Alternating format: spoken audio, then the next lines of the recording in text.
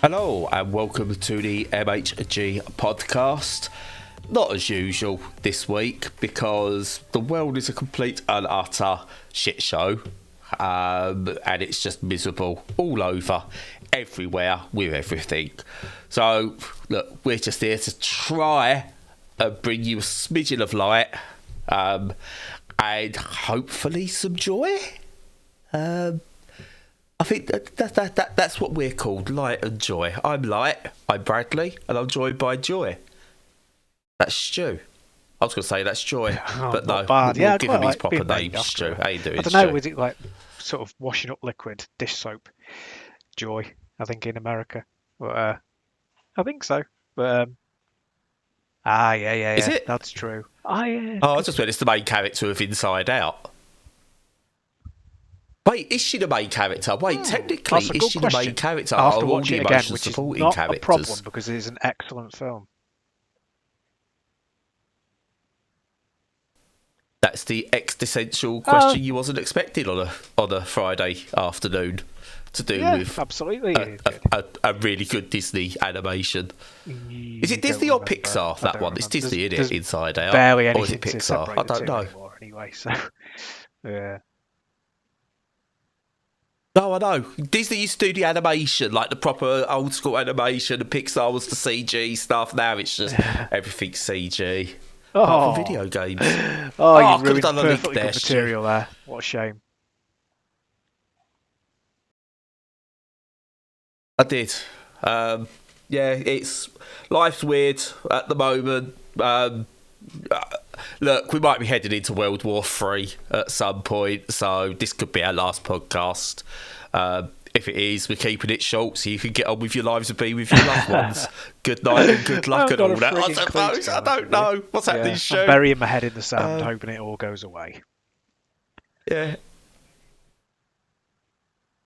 Everyone's starting to realise Rachel Riley's a twat, which is always fun. Sorry, mate. Everyone's starting to realise Rachel Riley is allegedly a twat because she's quite litigious, isn't she? She likes a bit of the old lawyers in there. And Dawn French doesn't know, needs to shit or get off the fence because she doesn't know what she wants to do. She's going, I didn't know this was bad about trans people. Joe's misunderstood. Oh, maybe she's not misunderstood, but you can't expect me to know. You've got to educate me. Please don't have a go at me. Dawn, come on. Come on, Dawn. I like you, Dawn, but come on. Got to be educated. Yeah, exactly. Yes, you need to educate yourself, yeah. I was working out. It's okay for me to trip over my words. I just run a shitty podcast and a shitty website. In the grand scheme of things, they are the best. You should invest. I don't know. It's fine for me to trip over my words and not get video game names right, or say, the cat did this when I'm talking about football games. Who knows? I can get away with that. When you're in the public face, you're quite an important person, especially politicians. You can't get away with saying one thing when you mean another, because that matters. I don't know where I'm going, Stu. I haven't got a clue. I've been getting lost playing video games. It's a cracking link. Your link. What you've been playing. I've been reading apocalyptic sci-fi fiction, which is kind of, it's one of those things where you go, things are bad in the world, but they're not as bad as this fiction that I'm reading, so that's an escape. And video games, kind of the same. So I'm playing a game where you literally have to escape from an evil situation, and it's called Against Great Darkness, and it's a game where it's basically styled as a vertical shooter, but it's like Arkanoid. So you're this angel who's been cast down and you have to like escape from hell, and that's just a good excuse to give a theme to the kind of pickups that you get, kind of like Hades. It gives it a bit of a context, and gives them the opportunity to use graphics that are all spooky and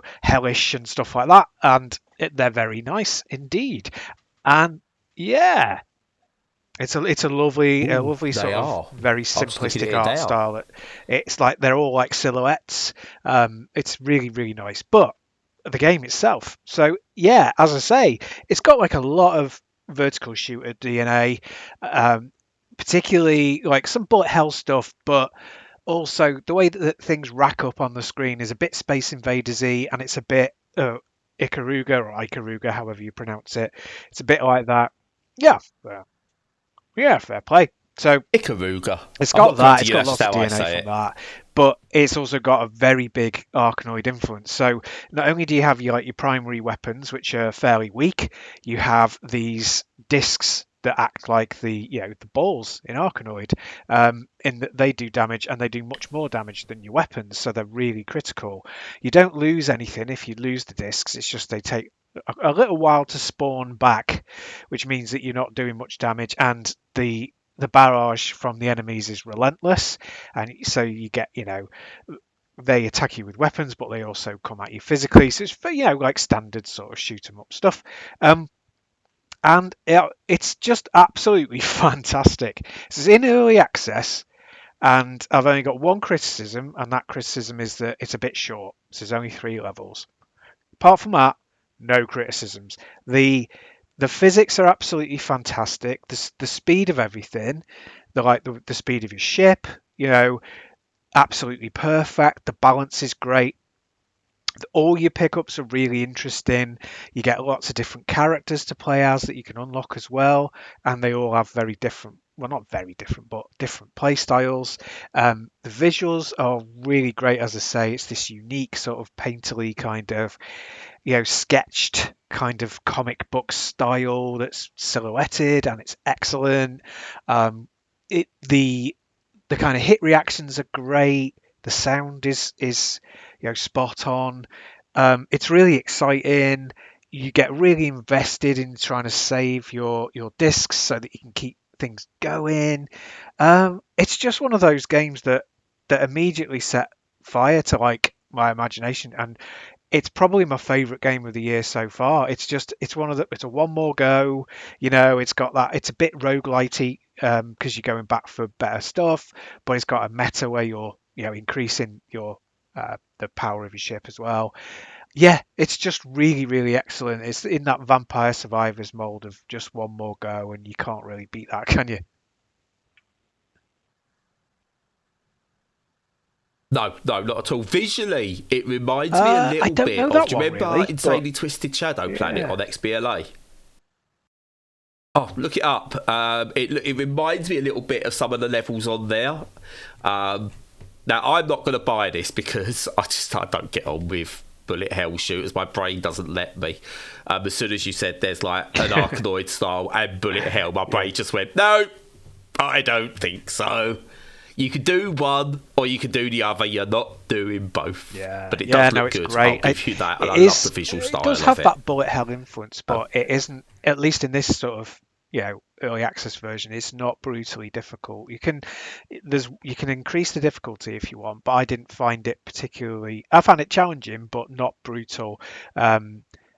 Is it one for beginners?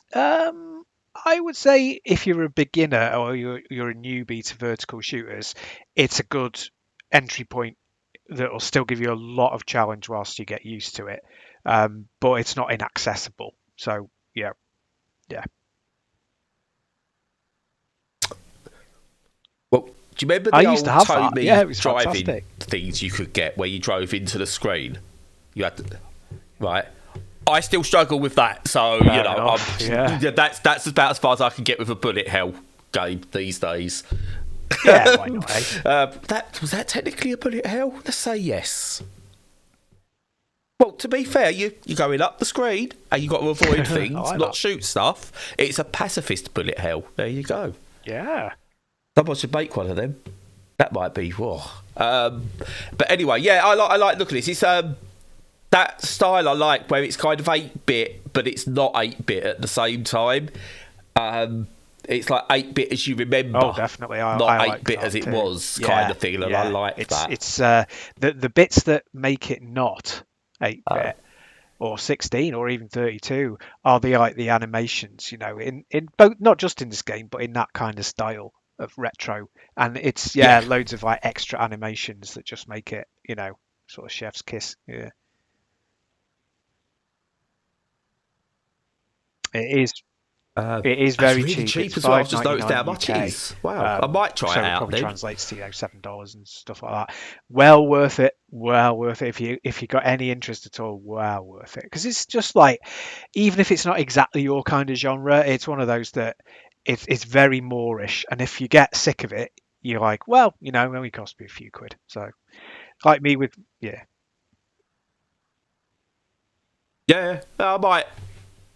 Yeah, if I've got a spare couple of quids in Steam or something like that, I might definitely put this on. It's going on the wish list. You know that it's going on the wish list. You can't ask more than that, apart from asking me to buy it. But it's going on the wish list. I've kind of really weird. I've got a few games that I've got to play for review, but I've not really got into them yet. Some good, some average, but everything like that. But anyway, I want to talk a little bit about a game I've already covered, and it's not Aloy yet, which is, I'm just calling it Aloy now, because I can't be asked calling its proper name. It's just I just love playing Aloy. But yeah, the first game I'm talking about is Halibut, which is becoming a bit of an indie darling. It's one of the darlings, but also it's not had the most perfect of receptions. And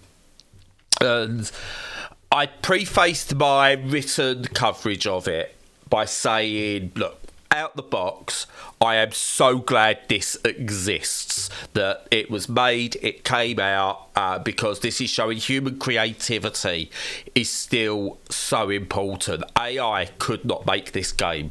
AI could not replicate this and make a solid working experience. And for that, it needs to exist, and it's a very important game. However, I did say I found the gameplay itself mediocre, and it just wasn't all that engaging as a game. The story lost me after a while.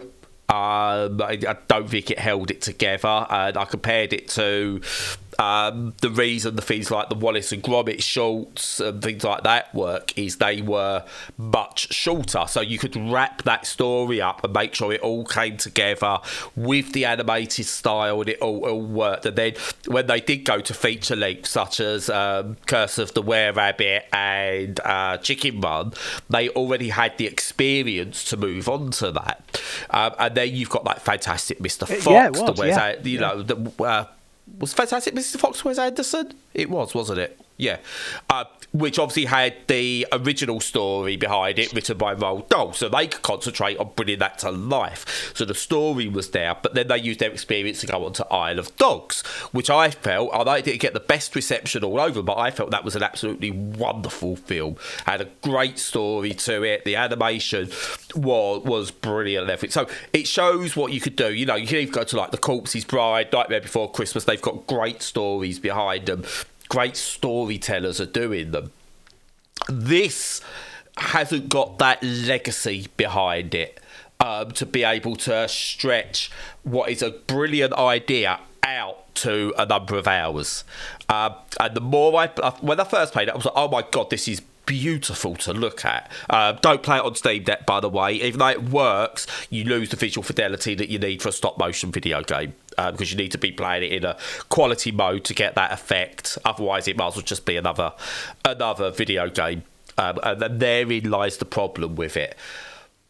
The stop motion doesn't add anything to it being a game. Now, I know graphics don't have to offer to the gameplay, because you need the graphics, so to speak, to make the gameplay. But then you look at something like Thomas Was Alone, which brought the actual concept, the characters, down to the most basic form and allowed the story to work. That only works because those are basic characters. So, the graphics can have an effect, but it hasn't got to be the be-all and end-all. But I think if you're doing something like Harold Halibut, that is stop motion, I think you've got, and you're selling it on that stop motion, that's the big selling point in a way. It needs to be a reason for why does this work with the gameplay, and those two things don't overlap very well. And because the puzzles are drawn out and the exploration's drawn out, the story's stretched out. So between story beats, there's big gaps. And it just loses you. Whereas I think if you can condense this into a 30-minute to 45-minute animated short, this is brilliant. This is absolutely brilliant. Stylistically, it's brilliant. The characters are really good. Maybe a bit wooden in some of the voice acting. But overall, I think there's so much here. I just don't think it works as a video game. And it's not a disappointment to me. Because that's unfair. I think this is a technical marvel and should be celebrated that this even happened. But apart from the visuals and that just amazing initial, oh my God, this is like, how have they managed to do this? I could have had the same gaming experience with something more generic, and that's a shame. That's a real shame. I think it's the gameplay's bang average, and I think because they use the stop motion, you can't really change it up. They had to put that gameplay in place and stick to it. So even if they got better ideas down the line, you feel like, well, what can you do? You can't go all of a sudden it's this 2D stop motion thing. And they go, we could do this really great sprawling 3D area or this 3D world because we've learned how to do this. Because you've already done 3 years worth of animation for this section of the game, so you can't change it up. And I think you need in video games to be able to make those last minute changes on the fly where you might change an aspect of the game and bring something else into it, and they just work against each other, unfortunately. It's not ready for this sort of thing. Maybe in a few years time, maybe if they decided to use a mixture of handcrafted stop motion and then bring it into an animation program so you still got that effect. I don't know. I'm pleased they went down this road. I'm pleased that they did it and stuck to what their objectives were. For me, it's not worked, but really it's so important that they didn't go, let's just take the easy way out. Animated, was it? It was all done as full stop motion in real life. Wow. Yeah. No, you're right. Yeah, whole thing. But good or bad, like there are options where like you walk to a door, and if you're not quite in line with the door, because it's 2D, but it's that 2.5D, is it you called it, where you get some depth. If you're not quite in line with the door, it kind of like shudders a bit to get in line with the door. It's forgivable. I'm not going to argue that. But it does notice. You do sort of like, well, I don't want to be drawing out this, so I've got to make sure I'm in line with the door, which is not ideal, but that sort of stuff. I mean, there's nothing, I say that's forgivable. Nothing's unforgivable about the game. It works. And it works really, there's no bugs or anything. I'm not playing it going, this is broken. It's just the gameplay. I played this when I played Treasure Island Dizzy. And it's not enough going on, and I hate being mean to this one because it's you can tell it's a passion project, and it's not bad. It's not a bad game, but I don't want to say to someone who's put their thing, do you know what? Move out of video games, go actually start making animated shorts or movies because you've got a talent there, do that. It sounds so insulting. It's groundbreaking. In many, many ways, it's groundbreaking, and it's very, very important. And the most important games don't always have to be the best games. It's a weird position for it to be in. And look, it's on Game Pass apparently. If you've got Game Pass, give it a go. It's worth playing just to see like this craftsmanship come together. I can't find the right word. That's the thing. It's not disappointing, but it is disappointing. It's not great, but in many ways it is great. And so, again, it's why I prefaced it with, look, this is so important and so great that this exists. Because, again, this would never get made by AAA studio.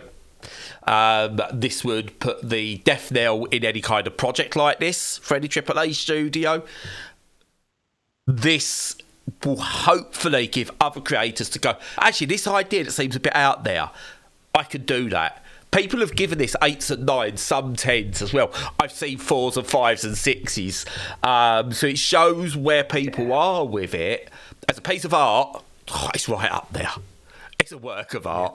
As a game, it's mediocre, and that's unfortunate. But yeah, it's got to start somewhere. Yeah, and it's good that it's a kind of, like you say, it's an intro piece to what can be done, because like the thinking, and I hate to kind of like have a go at it again, but Alan Wake 2, you know, had a sort of similar experience, because everything about it, everything stylized and everything that was there to build the world and bring you into it and make you invested was excellent.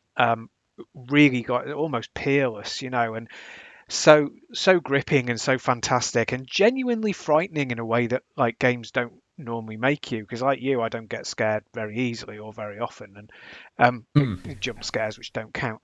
But the gameplay wasn't there for me. It just wasn't. It wasn't there, and this sounds to be, you know, almost kind of similar, different in key bits, but similar in that, you know, it's not constructed from the ground up with that in place, and they couldn't pivot. And it made me think when you were talking about Cuphead, which has that incredible style that hasn't even been replicated since, not to that degree of style. And yeah, technically it has, but by charlatans. Yeah, and just not to the same degree of quality, or, you know, just the whole ethos of it and the way that it was built from the ground up and the way that it was incorporated into the way the game played. A less sophisticated game maybe than Halibut, which is not easy to say without, you know, laughing, because it's a stupid name. But it's, you know, technically as accomplished maybe, but just builds in that gameplay into the visual style, and yeah, you have to be careful with it. But like you say, it's the first, it's a pioneer. Let's hope that it's picked up and run with by somebody else who just makes a better game you know, embedded in it. Yeah, and it's yeah, totally. Yeah, you've got to at least give it a look. I don't want to say watch a let's play, because again, it needs to sell, and it has been selling from what I understand as well, and it needs to be a success.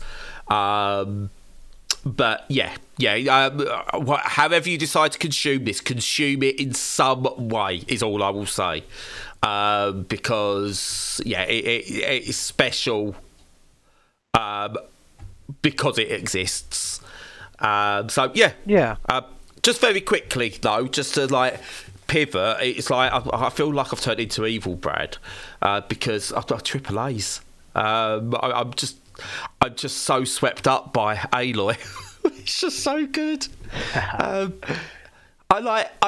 started last week the missions where you've got to go and retrieve the parts for Gaia, so all the different bits. In the canister. I've done like the first two, and I've got to travel like quite far west to get the third one. But I keep getting distracted. It's so easy to get distracted in that game. It's like someone needs an ADHD warning on it, because I've barely taken 5 steps towards the objective, and I go, oh, there's another question mark. Oh, hello. There's some people over there. Wonder what they might want. And yeah. It's like I've now gone, right, I've managed to collect the bits I need to override, like Widemores and stuff like that, which is really cool. So find me something where I can actually override a Widemore and watch it go and attack all the other animals for me. Oh my God, that's brilliant. Yep. Especially as you override one Widemore to attack the others. Wait till it's nearly dead, those are nearly dead, and then set those ones to go and attack the other Widemore that you do. So all you've got to do is finish them off. It's like brilliant. I could do this all day. And I feel like now I've unlocked those, I've got to find another. What are they called? Not caverns. The places where you go and do the things to unlock. The cauldrons. Cauldrons. That's it. Yeah. But there's another cauldron there. I'm going to that. I'm going to do that. Something else has got in my way. I just 50 hours in, and I don't even think, from what I understand, you can tell me yes or no, because I don't think it's going to be a spoiler, but it might be for someone else. I don't know. Once I've got that third thing for Gaia, I'm assuming that's not the end game. I can't remember. I don't think so, though. I think it's pretty kind of generous and It feels like, it feels like, because when I reached what I thought was an end game in the first title, there was more to do, a lot more to do. So I've kind of got a feeling, because I've barely had any interaction with the alien people yet, bar that like one thing, and then like the other little bit where you kind of go, oh, she's in a box, go and save her and bring her back. There's been no other real interaction with them, so that's got to happen at some point. I'm not even there 50 hours in, and I just keep getting distracted by question marks, and not in that crappy Ubisoft way either. It's almost between crappy Ubisoft and The Witcher and Cyberpunk, where the actual stories you get as you're going along mean something. They do.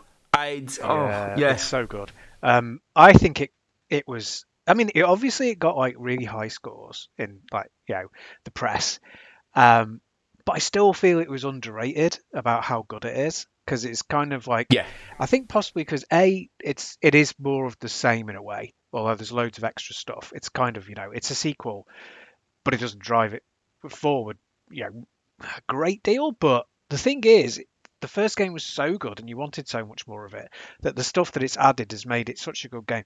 It's technically peerless. I just don't think there's anything out there from the last 5 years that's as good on a technical level. There just isn't. And like you say, those side missions, God, they're so good. I remember, like, I often I'll play a game like this, and then I'll like forget like what you do. I'll be like, oh yeah, I remember the main gameplay and the main thrust of it and stuff, but like what the side missions comprised of. But no, not this one. Like, I loved even working out the path of the drones. So when you had to capture them, like working out the path of that. And then working out where you needed to be. Superb. I love the ones where it's a tumble down kind of building or area, and you have to work out a path to get up.